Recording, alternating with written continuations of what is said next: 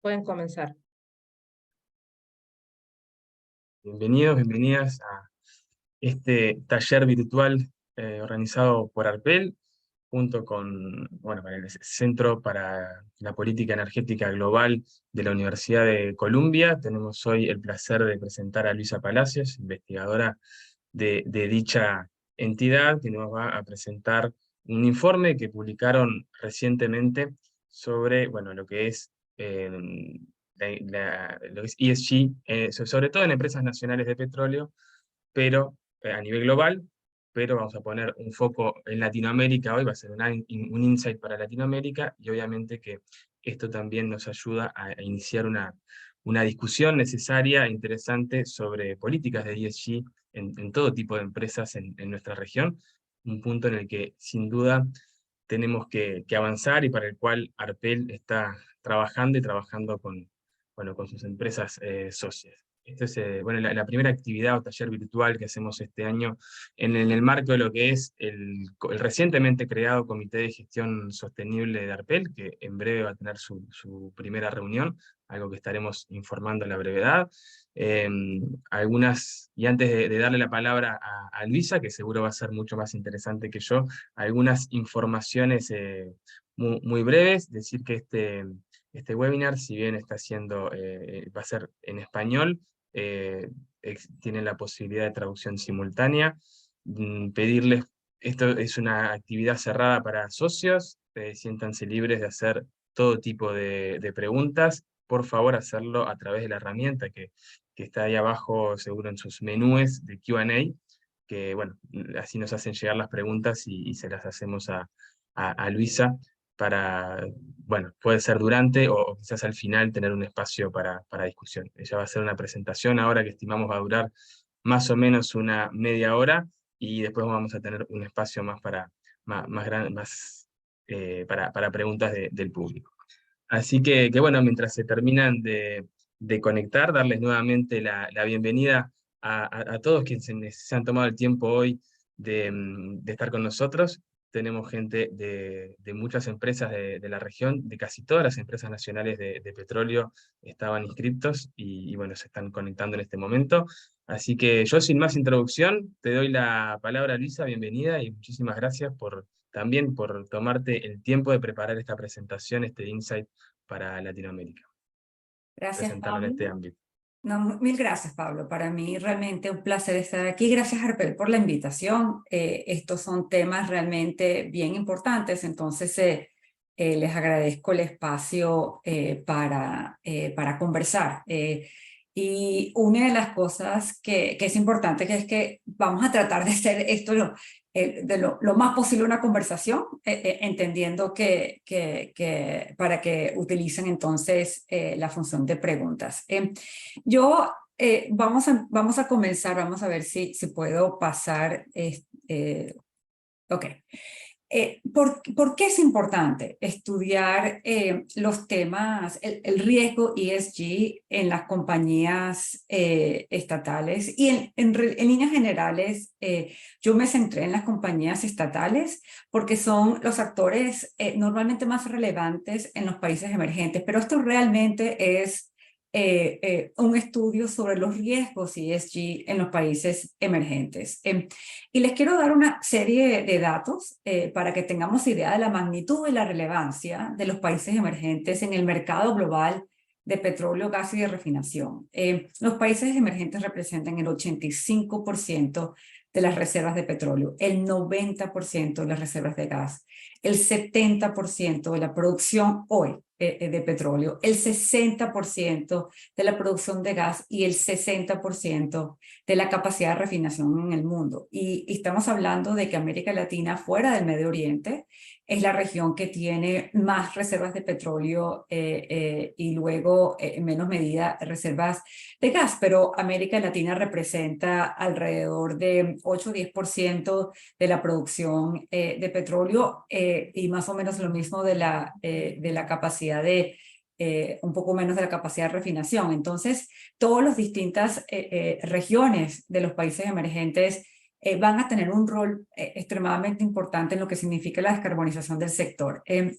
Entonces, entrando más a detalle, yo lo que les propongo que hagamos hoy es que hablemos de, cuando yo hablo de riesgos ESG, de qué estoy hablando, hablemos también de cómo es que estamos evaluando esos riesgos. Quisiera centrarme luego en el tema de la G, en los temas de ESG, y luego pasar a la gobernanza en relación a los riesgos climáticos para luego terminar. Entonces, rápidamente, una de las razones, no solamente porque si el mundo va a cumplir con los acuerdos climáticos, va a depender mucho de qué pasa en el sector de petróleo y gas. Y les acabo de mostrar cómo los países emergentes son los actores principales aquí. Entonces, ¿qué hacen los actores emergentes, los países emergentes en relación a cómo manejan esos riesgos climáticos? Es extremadamente importante para determinar si vamos a no cumplir estos compromisos. Esa es la primera razón por la cual es importante estudiar los riesgos ESG en los países emergentes y en los principales actores de los países emergentes. La segunda razón tiene que ver con temas crediticios. Los países emergentes representan, bueno, tienen un peso importante en la deuda que se emite todos los años o que se emite en los mercados internacionales globales. Pero en particular, los países productores y exportadores de petróleo tienen un peso particularmente grande en los mercados de deuda de países emergentes. Entonces, si alguien es un inversionista en países emergentes, en los títulos de crédito de países emergentes, realmente tiene un riesgo o tiene una exposición bastante alta a países exportadores de petróleo, a países productores de petróleo y a sus empresas estatales, y sean de petróleo o no de petróleo. Entonces, estos son temas particularmente relevantes para el sector financiero. ¿Por qué esto puede ser un tema crediticio? Una de las cosas o una de las investigaciones que yo sigo aquí en Colombia es el tema de cómo financiamos la transición energética, no solamente en América Latina, sino en países emergentes en líneas generales. Pero uno de los temas es que porque hay mucho énfasis en que los recursos financieros vayan a financiamiento de la transición energética, también entonces hay mucho énfasis en que haya una reducción de la exposición de los actores bancarios o los actores financieros en aquellos sectores que emiten muchas emisiones. Yo aquí lo que tienen enfrente en esta lámina es cómo distintos los bancos más importantes que han financiado proyectos en el área de petróleo y gas se están comprometiendo con reducir lo que se llama sus emisiones financiadas, es decir, la participación que tienen dentro de este sector a través de crédito. Y muchos de los compromisos que están asumiendo son compromisos que están asumiendo todos los demás países, ¿correcto? O sea, hay una cantidad de países y muchísimos de América Latina que han decidido que se han comprometido a ser net zero, es decir, que van a reducir sus emisiones a cero neto para el 2050. No solamente países, estamos hablando de compañías, pero también estamos hablando de bancos. Y entre las maneras como estamos comprometiéndonos a estos targets es que vamos a empezar por reduciendo significativamente para el 2030. Entonces, esto no pareciera, estamos hablando de que el precio del petróleo está... esto no pareciera realmente un tema importante por los momentos. Aquí tienen una gráfica que es de el nivel de profitabilidad de las empresas del sector, o sea, sean estatales, no estatales. Estas son todas las más grandes empresas integradas. Integradas significa, como ustedes saben, que están el upstream y el downstream juntos, y este es el nivel de beneficios que tuvieron en el 2021 en relación a la producción. Y entonces es beneficio por producción, por barril de petróleo. Entonces aquí lo que estamos viendo es que, a excepción de muy pocos, en realidad esto es un sector bastante con mucha profitabilidad. Y entonces uno se pregunta, bueno, ¿por qué va a importar que no tengamos o que el sector petrolero vaya a tener menos acceso al sector financiero en el futuro, si es un sector con, con tantos beneficios financieros. Y una de las cosas que pasa es que, como ustedes saben, los precios del petróleo y gas son muy volátiles, entonces hoy están por encima, están hacia 80, mañana están en 40. Y entonces, y esto quiere decir que sí existe un nivel importante de deuda que se tiene que refinanciar, o simplemente acceso al sector financiero para poder financiar tanto las operaciones normales de las compañías como las operaciones de inversión. Entonces, si esto es tan importante y si es importante entonces seguir y entender los riesgos ESG, no solamente para las empresas productoras de petróleo, sino también para las empresas que están en estos sectores que son de emisiones altas. ¿Cómo hacemos para determinar cómo están haciendo las empresas? O sea, ¿cuál es el performance de las empresas en este tipo de métricas, que no son métricas financieras? Porque las métricas financieras son bastante entendibles, las métricas de ESG son un poco más complicadas, y son porque muchas veces no son cuantitativas, sino son cualitativas. Entonces yo aquí les muestro un ranking de las empresas estatales y las empresas internacionales. Lo que están viendo son las empresas de las empresas más grandes del mundo en este momento, y entonces hay una combinación de empresas estatales y empresas privadas, aunque estén listadas en la bolsa, y el análisis de su performance en términos de ESG. Y cada punto representa una agencia de rating distinta. Y lo que les quiero mostrar es como para cada compañía la percepción de riesgo de ESG varía enormemente. Y entonces esto hace extremadamente complicado poder entender o sea, cuál es el mejor de la clase, cómo se está evolucionando en términos de integración y mejoras de riesgos ESG, cómo sabemos cuál es el verdadero performance. Entonces aquí hay un problema realmente de varianza, y tiene que ver con que hay muchos criterios, estos criterios no están estandarizados, la manera como medimos muchas de estas cosas no están estandarizadas. Entonces este es un sector que a medida que vayamos entrando más en los temas de transición energética, cómo evaluamos estos temas de ESG va a ser cada vez más importantes. Y les digo porque en el sector crediticio, y esto lo que tienen enfrente es cómo se evalúan las empresas particularmente integradas a este sector en términos de su calidad crediticia.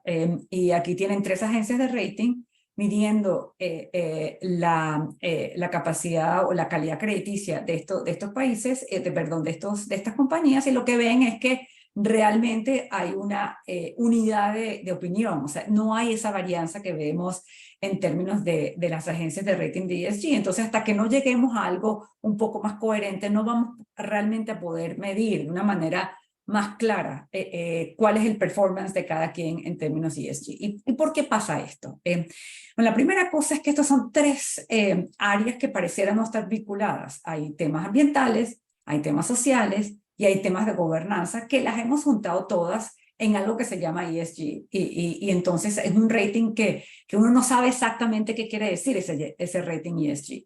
Y una de las razones por la gran varianza que vieron antes es que el peso de cada una de estas variables, el peso de gobernanza, de los temas ambientales y los temas sociales, varía enormemente dependiendo de la agencia de rating. Entonces, si uno le parece más importante gobernanza que ambiente o que social, eso va a generar distintos assessments, distintas evaluaciones del riesgo ESG. Entonces, y de verdad varían bastante de una agencia a la otra.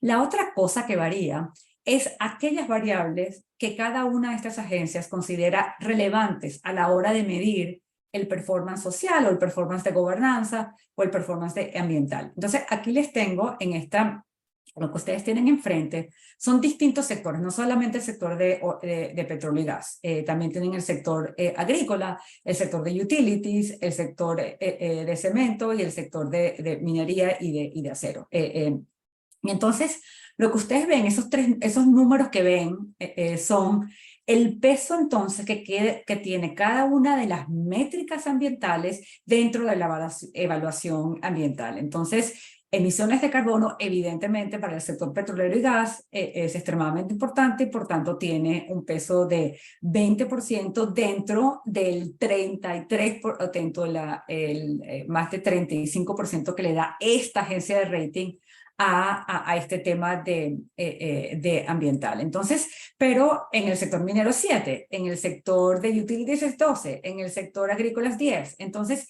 eso también lo que hace es que aún dentro de una agencia de rating uno no puede estar comparando el performance de una empresa de petróleo y gas con el performance de una empresa de minería, porque los pesos también son completamente distintos dependiendo de dónde está uno. Entonces, para que vean, esto es simplemente para que vean la complejidad a la hora de analizar el performance de ESG en este sector, a diferencia del sector, a diferencia de hacer análisis crediticio, en donde es una variable por todo el mundo, en todos los sectores, entonces está mucho más estandarizado. Entonces, yendo a la segunda parte, es que haciendo un análisis, ok, entendiendo que en líneas generales puede ser que las empresas estatales, que son las empresas más importantes, los sectores emergentes, ¿cómo podemos compararlas con las empresas que son privadas, que están en los países desarrollados? Entonces, sí pareciera, de acuerdo a una agregación del promedio de cada una de ellas, que las empresas privadas de los países desarrollados les va mejor en términos de ESG, cosa que es importante porque eso va a determinar acceso al sistema bancario o a crédito en el futuro. Eso no está determinando, y eso sí es otra cosa que he estado viendo, no está determinando hoy acceso, ni tampoco costo, pero esto es un tema que yo sí creo que se va a volver cada vez más complicado en términos de acceso y de costo. Y haciendo esta aproximación, que es un análisis preliminar con la información que teníamos, lo que nos dimos cuenta es que es en el tema de gobernanza, en donde las empresas de los países emergentes, y particularmente a las empresas estatales, les va peor. Entonces, eso es lo que significa que para mejorar la nota de ESG, una de las cosas en donde se le tiene que meter bastante cabeza es cómo mejorar los temas de gobernanza. Entonces, cuando estamos hablando de gobernanza, ¿cuáles son estas métricas que estas agencias están viendo? Entonces yo les diría que las métricas están divididas en tres grandes áreas. La primera tiene que ver con la parte de cómo el shareholder, el accionista, maneja esa compañía. Y tiene que ver con el consejo directivo que tiene, el respeto que tiene para los accionistas minoritarios si existen, y la manera como ejerce ese control de esta compañía. Entonces hay temas que tienen que ver con el accionista y los representantes de ese accionista en la compañía. El segundo tema tiene que ver con todo lo que tiene que ver con corrupción, con temas de ética, con temas de controles internos, de códigos de conducta. Y el tercer tema tiene que ver con transparencia y cómo uno está siendo fidedigno con sus reportes financieros. Entonces, estos son como los tres. Hay muchas más variables aquí. Hay unas empresas que ponen una cantidad de variables enorme, pero yo les diría que estas son las variables, las métricas más importantes y los temas importantes dentro de estas métricas. Entonces, en países, una de las cosas que me ha parecido es que cuando me puse a analizar las variables, las métricas que tienen que ver con gobernanza, la sensación que tuve fue que estas métricas están hechas como si todas las compañías del planeta que están en este sector estuvieran 100% listadas en la bolsa de un país en desarrollo. Entonces, por tanto, parten de un punto que no necesariamente es el mismo punto de donde parten compañías que están en países emergentes, que pueden ser estatales o no estatales, y pueden tener distintos niveles de participación estatal o no. Entonces, estos frameworks realmente no son una talla perfecta para los países emergentes, pero yo creo que la manera de entender esto en los países emergentes y particularmente en nuestra región se basa, yo diría que se basa en 4 actores. Se basa primero, y ahí sí les tengo que decir que el tema del consejo directivo está apareciendo como un tema extremadamente importante en todos los criterios que veo por todas partes. Y es cómo es la nominación de ese consejo directivo, cuál es su competencia, cuál es su diversidad y cuáles son sus méritos. Y qué tan empapados esté el consejo directivo con todos estos temas ambientales y de métricas ESG. Yo diría que este actor, el actor de, como nunca antes habíamos visto, este actor entra con un foco particularmente importante y por tanto la región tiene que prestar atención de una manera mucho más asertiva a los consejos directivos de las empresas en estos sectores de, no solamente de petróleo y gas, sectores donde hay altas emisiones, porque los inversionistas, los suplidores, los mercados están viendo este tema como uno de los temas fundamentales en el tema ESG. El segundo tiene que ver con, y está relacionado con el consejo directivo, es cómo el accionista entendiendo el Estado, sea como participación con su control mayoritario o 100% control, cómo ejerce esa participación controladora.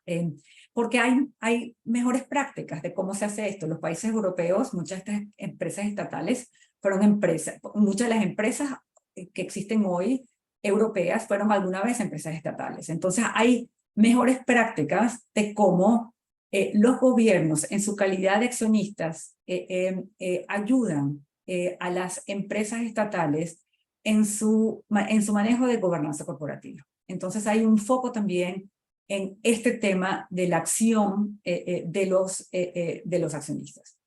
La tercera, que me parece extremadamente relevante para los países emergentes y particularmente para América Latina, son los reguladores. América Latina, a diferencia de otras regiones, es una región donde donde hay pocos sitios donde solamente, donde el gobierno a través de la empresa estatal ejerce el 100% monopolio sobre el sector. En América Latina es un sector altamente competitivo en relación a este sector y por tanto la independencia del regulador es particularmente relevante en la institucionalidad que el sector puede tener y en mejorar las prácticas ESG en este sector. Entonces yo diría que el tema de los reguladores es particularmente importante en América Latina, su independencia y su manejo de no solamente temas de transparencia con respecto al tema fiscal, que es extremadamente importante, sino también cómo empiezan a regular temas ambientales. Y aunque eso lo tienen otros los reguladores ambientales, el regulador energético también tiene mucho rol aquí en términos de ser una buena guía para asumir los criterios ESG en este sector. Y la otra cosa que yo diría, que esto no es una cosa solamente de América Latina, sino viene con los temas ESG, son los nuevos actores internos.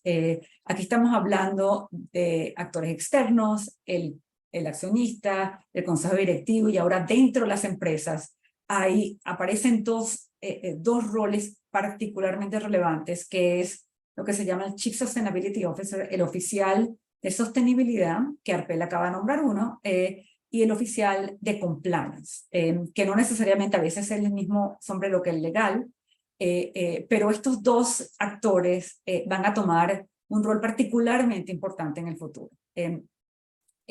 Y con esto les digo, ¿por qué es importante prestar atención a temas de gobernanza dentro del sector en las métricas ESG?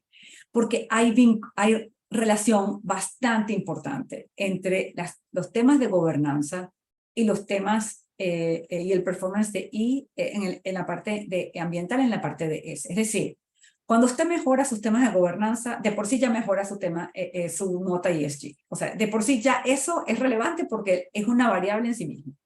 Pero esto es una variable que tiene impacto sobre las otras variables. Y les voy a dar dos ejemplos. Uno con respecto a cómo la gobernanza impacta la habilidad de hacer, de medir temas de riesgos ambientales en líneas generales, y los temas particularmente relevantes que son materiales y que ahorita hay el foco, que es el tema de riesgos operativos. Entonces, La primera tiene que ver con por qué es tan relevante el tema de corrupción. Esto no es solamente relevante porque es un tema ético, es un tema de que hay que hacer las cosas bien, sino cuando no existen controles internos o cuando existe muchos riesgos de corrupción. Una de las cosas que ocurre con la corrupción es que para que exista tienen que haber dos cosas. Tiene que haber oscuridad, es decir, lo contrario a transparencia, y la corrupción ataca justamente el tipo de controles internos dentro de una compañía que ayuda en el manejo de riesgos ambientales. Entonces, hay una inversión realmente bastante clara entre mayor corrupción y menor habilidad de manejar temas ambientales en líneas generales. Entonces, este vínculo entre estas dos cosas es una cosa cada vez que se está estudiando cada vez más en el mundo académico. La segunda cosa tiene que ver con una variable que es extremadamente importante para la industria, que son, y que yo les puedo decir que ahora todos los inversionistas ahora tienen la capacidad de ver el número de accidentes que las compañías tienen, el número de fatalidades, el número de accidentes de todo tipo, porque es parte de lo que uno reporta en sus reportes ESG. Realmente el tema de HSE, que tiene que ver con seguridad y ambiente, está en la parte de S, cosa que es bastante curiosa, pero se mide en la parte de S porque es considerado como la compañía controla o mejora el ambiente para los trabajadores. Entonces esto tiene que ver como todos los temas de S tienen que ver con el buen funcionamiento o cómo una compañía maneja su planta, sus trabajadores y sus comunidades.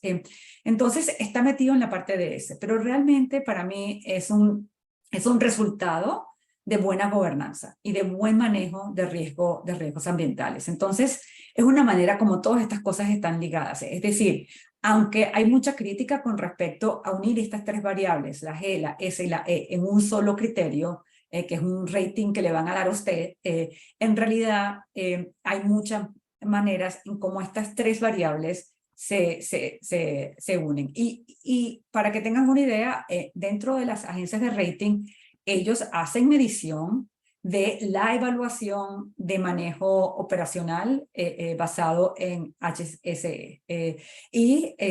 Puede ser cualitativo, puede ser cuantitativo, puede ser una función del número de accidentes, el número de muertes, el número de derrames que usted tiene, pero esto cada vez más, esto no era antes posiblemente una variable tan importante financiera hace 10 años.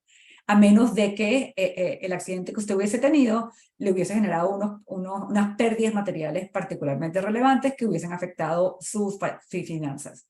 Ahora se vuelve un tema en donde no hay escapatoria. Usted tiene que manejar estos riesgos y si usted no maneja estos riesgos operacionales empieza a tener impacto ya bastante, mucho más claro sobre su costo de financiamiento y su acceso a financiamiento.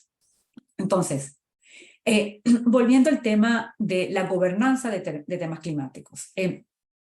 Una de las cosas, esto es una de las tantos estándares que están utilizando las compañías ahora para reportar. Y este se llama el Task Force on Climate Related Disclosures, que es cómo usted, como empresa, tiene que reportar sobre el tema climático. Esto solamente aquellos que no quieren estar metidos o les parece una distracción S o G, y entonces hay unas frameworks que se han hecho solamente para el tema de clima. Pero cuando uno ve por dentro exactamente que tienen estos criterios, también uno ve temas de gobernanza, de estrategia, de manejo de riesgo, además de métricas específicamente. Entonces, el tema gobernanza no se puede separar otra vez de los temas de manejo de riesgo ambientales. Entonces, cuando uno habla de la gobernanza climática, ¿de qué está hablando uno? ¿Y cómo se están evaluando las empresas? Y aquí les estoy mostrando una tabla de semáforo, porque una de las cosas que ven los inversionistas y que ven entonces también los mercados o aquellos que les están comprando el petróleo o el gas o los productos refinados, y eso está pasando cada vez más en los países desarrollados, este tema de cuáles son sus compromisos de descarbonización. Es decir, no solamente me interesa que usted me dé las métricas, yo quiero que usted me diga, no solamente su performance hoy, sino yo quiero que usted me diga cómo va a resolver, cómo va a mejorar su performance en el mañana.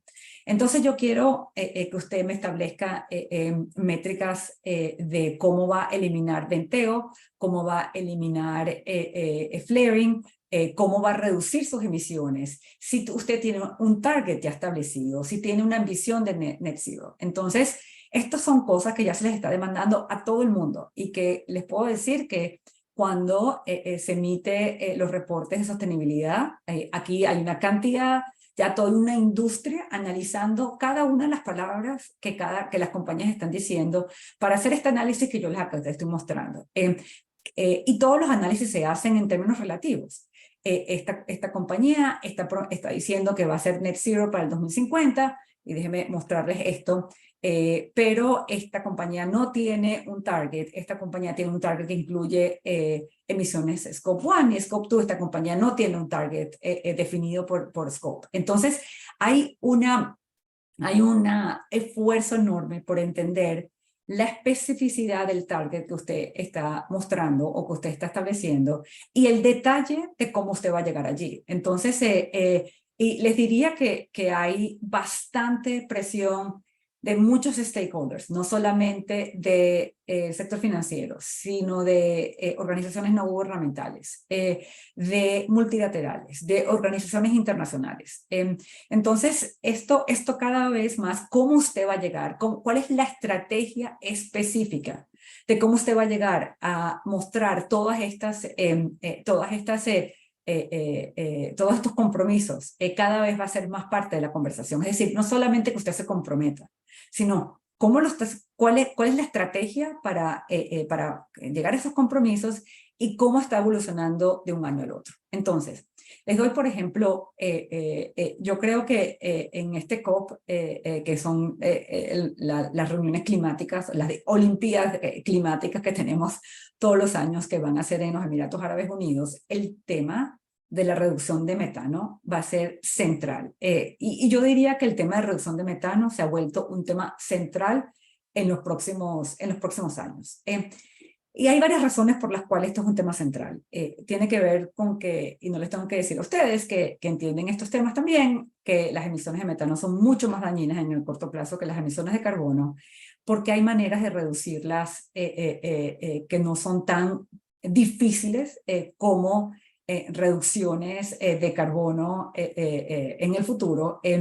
Esto es también temas donde la industria petrolera y gas tiene un rol particularmente importante porque tiene mucho que ver con temas operativos. Entonces, mi impresión es que esto cada vez va a ser más difícil que las compañías no se comprometan y no inviertan para manejar temas de emisiones de metano que vengan sea a través de venteo o emisiones de carbono que vengan a través de flaring. En todo caso, estos dos temas, flaring y venteo, y las emisiones de metano comprendidas, van a ser temas extremadamente relevantes donde va a haber muchísima presión. Aquí simplemente tienen lo mismo, tienen una tabla de semáforo indicando si existen compromisos, si no existen compromisos, si existen compromisos, qué tipo de compromisos existen, y el nivel de detalle de los compromisos que existen es algo que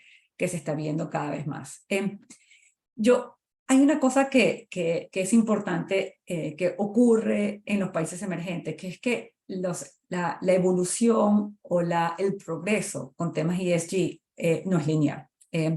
Y creo que es una de las cosas que se asume cuando se está haciendo este tipo de cosas y se está evaluando una compañía en un país en desarrollo, un país desarrollado, como si estos temas fueran solamente en una dirección. En los países emergentes, este tipo de temas pueden ser temas donde haya, digamos, regresos, donde haya problemas, donde se evolucione, donde haya 2 pasos hacia adelante y 1 paso hacia atrás. Y hay 4 eventos que me parecen claros a la hora de entender dónde hay más riesgo de que el progreso que se haya hecho en temas ESG se devuelva. Y la primera tiene que ver con crisis económicas y políticas, con ciclos electorales, con cambios de gobiernos, con eventos geopolíticos y lamentablemente con falta de acceso a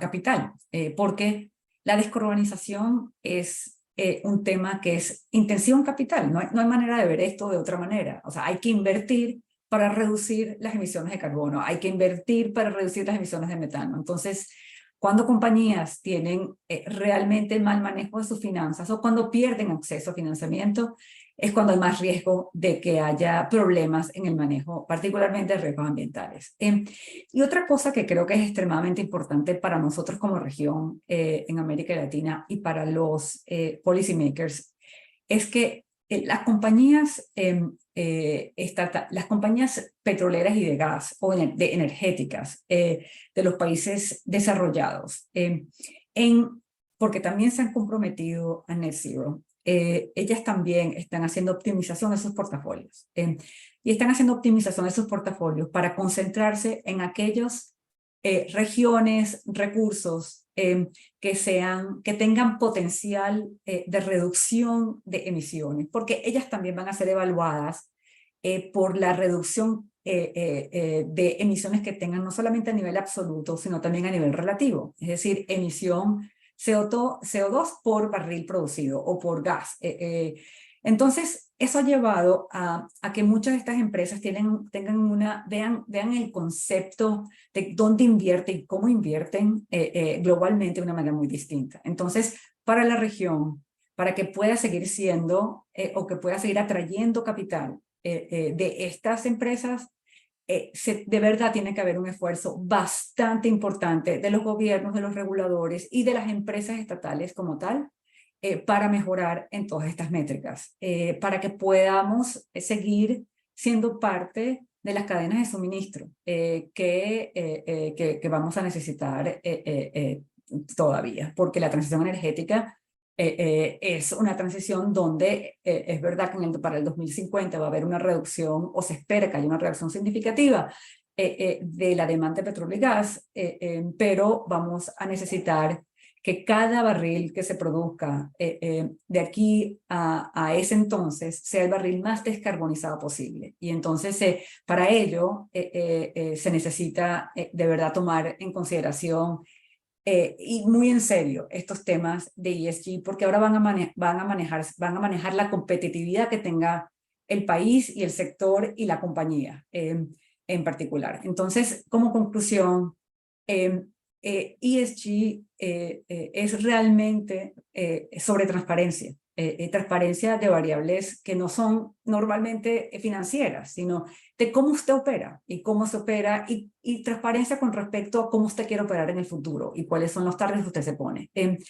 Les tengo que decir que los ratings de ESG no son perfectos, o sea, de verdad hay una divergencia sustancial que está impidiendo progreso, pero creo que es interesante entender que en estos momentos no pareciera, o por lo menos una aproximación preliminar no pareciera, que los países emergentes o las compañías petroleras estatales en países emergentes, donde les está yendo mal es en el tema ambiental necesariamente, sino es en el tema gobernanza. Y que hacia el futuro muchas compañías van a hacer grandes esfuerzos para bajar esa intensidad. O sea, la parte de es una cosa que uno puede manejar operacionalmente hasta cierto límite. Pero la parte de G son de esas cosas que son casi que no tan difíciles desde el punto de vista de costo. O sea, tener mejor manejo de riesgos, mejor consejo directivo. O sea, son cosas que no cuestan a nivel de capital, pero pueden llevar unos réditos enormes. Las métricas de gobernanza en este momento en las agencias de rating, yo no creo que capturen todos los desafíos que se tienen en países emergentes. Son un punto de partida, pero que hay que entender el rol de cada uno de los actores aquí, y todos los actores tienen un rol. Y lo que yo les diría es que los temas de gobernanza, los temas de corrupción, los temas de ética, no solamente son importantes por un tema de valores, sino es un tema realmente que empieza a tener importancia en temas, por un tema de manejo de riesgos ambientales. Y por tanto, es difícil que uno piense que se va a hacer mucho progreso con respecto a manejo de riesgos ambientales si no se hace, si no se piensa realmente de una manera clara sobre cómo mejorar los riesgos de gobernanza. Y allí los dejo para contestar cualquier pregunta que ustedes tengan. Mil gracias.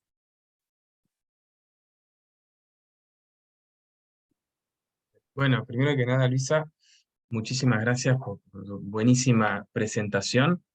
Bueno, ya tenemos alguna pregunta planteada. Igual yo quería quedarme con alguno de los mensajes finales, ¿no? Por ejemplo, una frase que está como para poner un titular que dice algo así como: cada barril que se produzca tendrá que ser el más descarbonizado posible, ¿no? Creo que a nosotros, nos pasa a todos, ¿no? En la discusión de lo que es transición energética, se habla mucho de muchas cosas, pero en realidad tenemos que ver cómo, como empresas, hay que hacer las cosas de la mejor manera posible, más allá bueno, de lo que suceda a nivel político, lo que se resuelva en las COPs o en otros ámbitos, en la CNDC, a nivel nacional. Como empresas hay que avanzar lo más rápido y razonablemente posible que se pueda avanzar, y creo que eso es un mensaje bien importante. A mí me quedaban varias preguntas, ¿no? Insististe bastante con el tema de gobernanza, por ejemplo, con lo cual, lógicamente, estoy de acuerdo, pero por ahí decías que creo que en uno de tus mensajes finales, que las métricas actuales no capturan cabalmente, bueno, las necesidades de los países en desarrollo. Bueno, me gustaría profundizar qué es lo que no capta, o qué pensás que no está capturando. Varias cosas. La primera es que ellas asumen que hay un solo tipo de accionista, que es un accionista privado. Entonces, o sea, no entran dentro de las métricas de gobernanza la idea de que haya un accionista estatal. Y por tanto, no hay una diferenciación en que hay distintos tipos de accionistas estatales, que hay accionistas que tienen participación mayoritaria, que hay accionistas que tienen participación minoritaria. Entonces hay mucho menos entendimiento de que no todas las compañías en países emergentes son compañías que están todas listadas 100% en la bolsa. O sea, que entonces, por tanto, no estamos haciendo diferenciación, que hay distintas estructuras accionarias y que las distintas estructuras accionarias merecen que también tengamos como una tipología de cuáles son las mejores prácticas a la hora de ejercer estos distintos tipos de métricas accionarias. Lo que sí es importante es que ellos sí ponen, o sea, las métricas sí consideran una variable que es la siguiente. La variable es una variable que tiene que ver con el respeto a los accionistas minoritarios. Entonces, de una manera, es un proxy para entender los temas que tienen que ver con cómo los accionistas minoritarios tienen una voz dentro de un consejo directivo. Otra cosa que no toman en cuenta las variables, las métricas de ESG es si esta es una empresa, o sea, todo el andramaje institucional dentro de empresas, dentro de países emergentes. Entonces, importa para entender cómo, si uno es un policy maker en un país, para poder mejorar los temas de ESG en una industria, no solamente es una compañía, es que tienes que mejorar todo el ensamblaje institucional de toda la industria. Entonces hablas realmente del regulador. La otra cosa que creo que donde no se mete mucho las métricas ESG es estos temas internos de manejo de ética empresarial. Se menciona como una variable, pero en las empresas estatales y en las empresas de países emergentes hay que entender, por ejemplo, cómo está estructurada la función de compliance.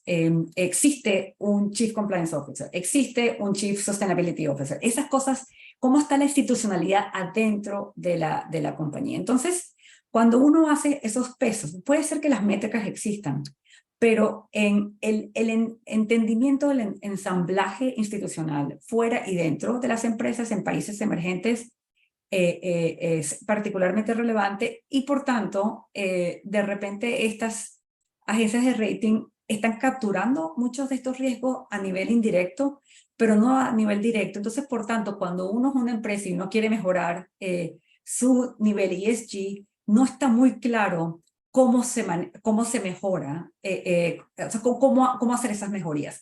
En términos de crédito es muy fácil, o por lo menos está mucho más claro. Uno tiene que mejorar el leverage ratio, uno tiene que mejorar la profitabilidad de la empresa, uno tiene que mejorar el nivel de deuda. O sea, son cosas tan cuantitativas que uno sabe qué es por dónde tiene que ir uno. Aquí son cosas tan cualitativas que no es fácil exactamente entender cómo mejorar el sistema que mejora gobernanza en líneas generales. Pero, y es por ello que pongo el énfasis en los consejos directivos, porque esta es una de las variables que yo veo en donde hay más foco porque es una de las más fáciles. ¿Cuánta gente hay en ese consejo directivo? ¿Cuánta gente son mujeres? ¿Cuánta gente tiene competencia? Es una ventana como más fácil que todas las demás. Todas las demás son como más cualitativas. Entonces es más fácil agarrar el consejo directivo y hacer un análisis del consejo directivo de todas las empresas. Y por tanto, por eso es que pienso que es una manera en donde si uno quiere hacer un manejo, progreso rápido, el consejo directivo es algo que como pareciera que todo el mundo está de acuerdo, que eso es un foco. Y entonces, por tanto, creo que eso es una manera como uno empieza con estos temas de mejora de gobernanza. Bien, sigo con la G del ESG. Una pregunta que nos llega y dice así, ¿no? Que la información de base para los análisis y gráficos que se mostraron en el reporte se obtiene de información pública, ¿no? De los reportes de sostenibilidad y ESG públicos de las compañías. Por lo tanto, sigue siendo información que las compañías eligen compartir, especialmente en temas de gobernanza, ¿no? Entonces esto puede ser una limitación no solo del trabajo, sino de la propia práctica de ESG. Entonces la pregunta es, ¿hay algún camino más objetivo para estos análisis? Sí, esa es una excelente pregunta. Y por tanto, de allí la importancia de los reguladores, de ese actor, y la importancia de la institucionalidad interna de la compañía. Totalmente. ¿Le cree uno o no le cree uno a los reportes de sostenibilidad de las compañías?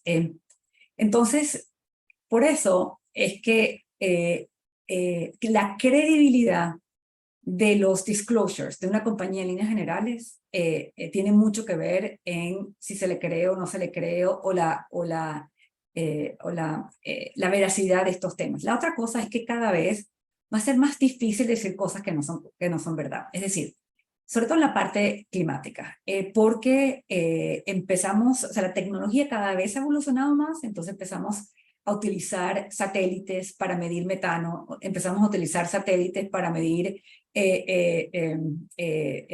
pérdidas de masa vegetal, biodiversidad. Entonces, usted va a decir algo y luego va a haber maneras de rectificar. Entonces, empiezan a haber también auditores de estas reportes. Entonces, por ejemplo, en el reporte una de las cosas que hicimos fue ver todos los reportes de sostenibilidad de muchas de estas empresas, de bastantes empresas, y poner cuáles son las metodologías que siguieron y si existía un auditor o no un auditor. Así como existen auditores de los reportes financieros que se publican, están empezando a existir auditores de los reportes de sostenibilidad que usted publica. Van a existir auditores de las emisiones que usted está diciendo que tiene. Entonces, no es perfecto, pero el ecosistema con respecto a la veracidad de las métricas y los disclosures ESG está empezando a aumentar. Entonces, pero es una de las variables más importantes para garantizar la veracidad y la credibilidad no solamente de las métricas que usted está usando, sino también de las métricas o de los targets con los cuales usted se está comprometiendo. Bien, gracias. Me quedo un poco con el mensaje de la transparencia y sobre todo comunicar con evidencia, que me parece algo fundamental para este tipo de empresas, para todas, pero para empresas tan grandes y con tantos impactos como son las de esta industria, y tan cuestionadas, a veces de forma justa y muchas veces no. Es siempre importante tener la evidencia bien preparada. Sigo con una pregunta, me voy un poco a la S. Hay una gran preocupación, obviamente, en la región que tiene que ver, y sobre todo en algunos países, que tiene que ver con el relacionamiento con comunidades indígenas, y con un tema bueno, que es el tema de derechos humanos, ¿no? La debida diligencia en derechos humanos, cómo se gestiona esto a nivel de empresa. Entonces, dos preguntas en una, de dos personas distintas, que dice, eh, ¿cómo está el tema en torno a indicadores, KPIs, temas de ESG con lo que es derechos humanos, si tenés alguna información, y cómo se vincula una buena gobernanza con esta temática, con derechos humanos? Sí, ¿Tienes el algo tema, para decir? no, este es un tema complicado, dado el sector y quiénes son los productores más importantes del mercado global. Y para mí, esto representa una oportunidad para América Latina. Porque América Latina es uno de estos lugares en donde existen la mayor parte de los o sea, hay una valoración por el respeto humano, por los derechos humanos, por los derechos de la mujer, por democracias. Entonces, hay una manera que el barril, que entendamos los barriles también como barriles, no solamente desde el punto de vista del barril con menos emisiones posibles, sino el barril ESG. O sea, acabamos de pasar, el año pasado nos enseñó que existe, que Europa estaba dispuesta a hacer un poquito marcha atrás con respecto a sus compromisos para poder diversificar sus fuentes de energía de actores que perciben, evidentemente son un riesgo desde el punto de vista de derechos humanos y derechos políticos en líneas generales. Entonces, aquí acabamos de pasar por un ejemplo que ha costado muchísimo desde el punto de vista de diversificación. Entonces, las lecciones que tenemos que aprender allí es que nuestros sistemas democráticos, nuestros sistemas políticos, imperfectos como pueden ser, también son una gran ventaja. Democracias son un asset en un mundo, en estos mundos geopolíticos. Y tenemos que cuidar estos, o sea, y lo que significa para las compañías y para nuestros sectores es que no podemos solamente avanzar en una, tenemos que avanzar en las tres. Y para avanzar en ese en particular y en temas de derechos humanos y en temas realmente aquí hay temas también de derechos de los trabajadores, de derechos de las comunidades, la comprensión de la G y la comprensión de cómo hace uno para tener procesos internos que lleven a mejores prácticas. Entonces, esa concepción de esto es además creo que tiene mucho que ver con retención de talento. Yo que soy profesora en este momento, yo simplemente, y tengo muchísimos estudiantes latinoamericanos y estudiantes de muchos países emergentes, el concepto de que estas personas quieren trabajar, los jóvenes quieren trabajar para compañías que hagan las cosas bien, de las que ellas se sientan, de las que estos jóvenes se sientan orgullosos. Empieza también por no solamente un tema de que usted sea una compañía eficiente y produzca beneficios, o sea, un tema financiero aquí que es extremadamente importante, sino qué representa usted como compañía desde el punto de vista de los valores que usted representa. Y los valores que usted representa como compañía no solamente es un tema de hacer las cosas bien, porque eso es lo correcto, sino que también es una proposición de negocio, porque va a tener que ver con que compañías van a querer trabajar con compañías que hagan las cosas bien. Las personas, los jóvenes, los talentos van a querer trabajar con compañías que hagan las cosas bien. Y hacer las cosas bien también significa cómo usted maneja sus temas ambientales, cómo usted maneja los temas comunitarios, cómo usted maneja sus empleados y dentro de sus empleados y sus temas comunitarios está el tema de derechos humanos. Bien, sigo. Yo cuando miraba los gráficos, hay dos que me llamaron la atención. Uno que mostraba un poco las estrategias de descarbonización, en donde uno veía bueno, que muchas de las empresas, digo referentes por tamaño y demás, como Ecopetrol, como YPF, como Petrobras, estaban bastante bien posicionadas, ¿no? Digamos que tenían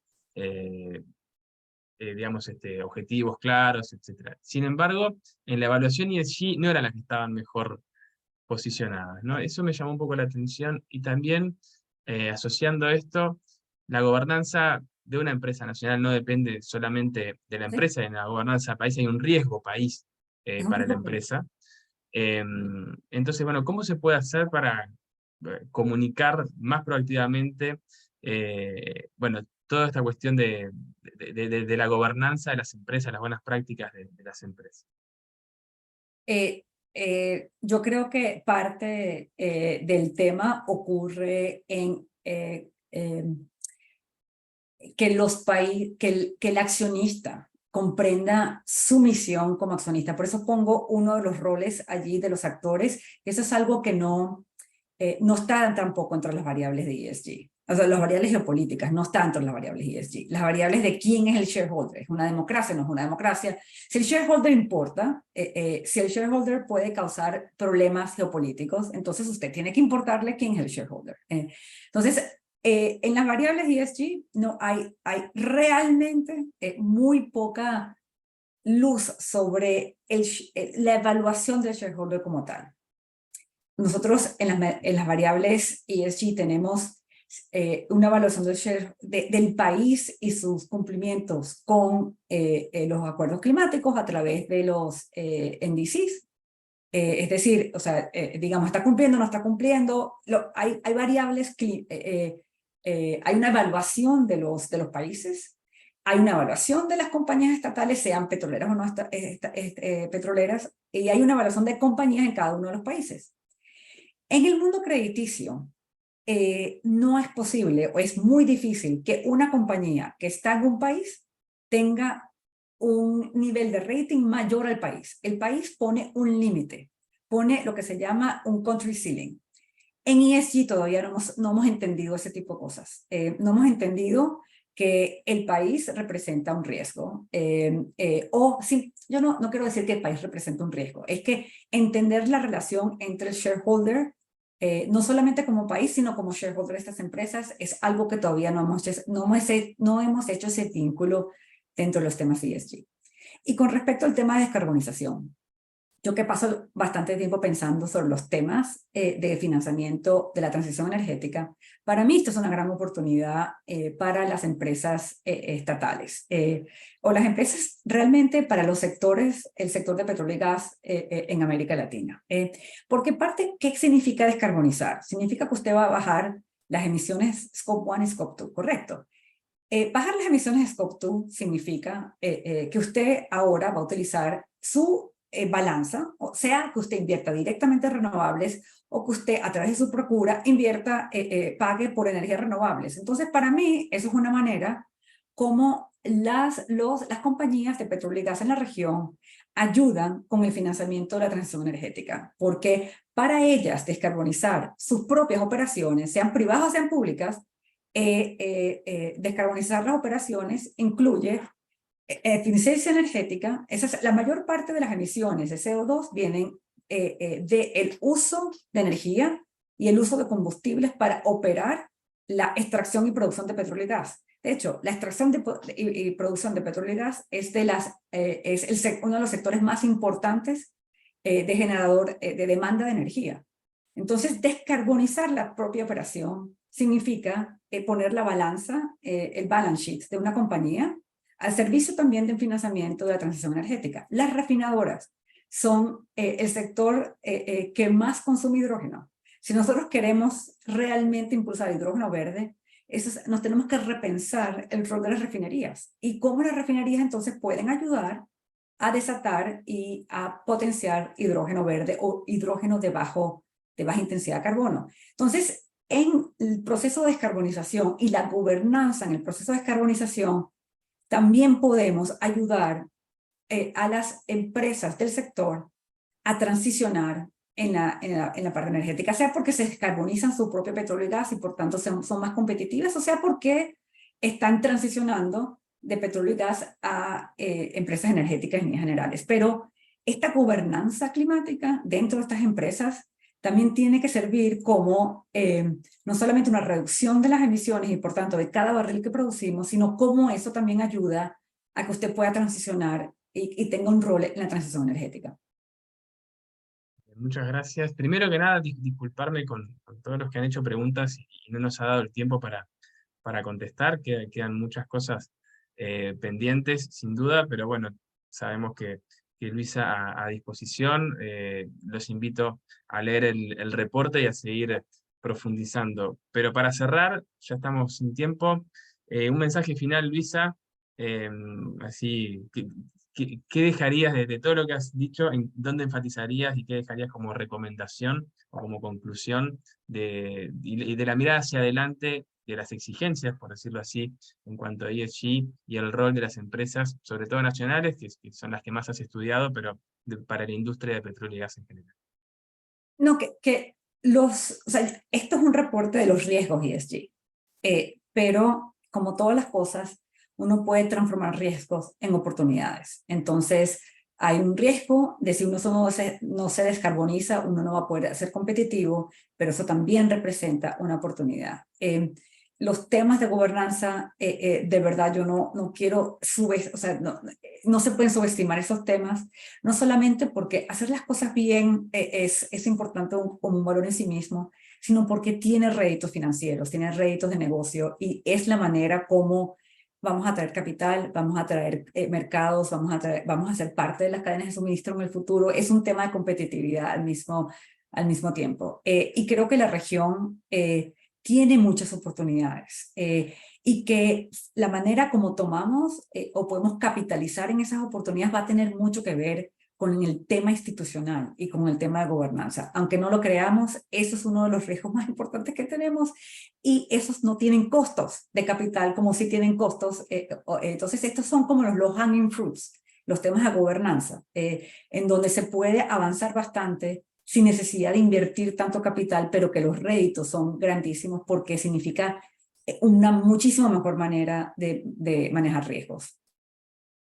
Bueno, con esto cerramos. Muchísimas gracias y bueno, seguimos la discusión sobre ESG y demás en la próxima, porque vamos a tener de aquí a fin de año 2 o 3 talleres virtuales más sobre esta temática. Este ha sido el primero y bueno, nos has dejado muchísimo para pensar. Así que muchísimas gracias, Luisa, muchísimas gracias a la audiencia y a todos quienes colaboraron con la producción de este evento.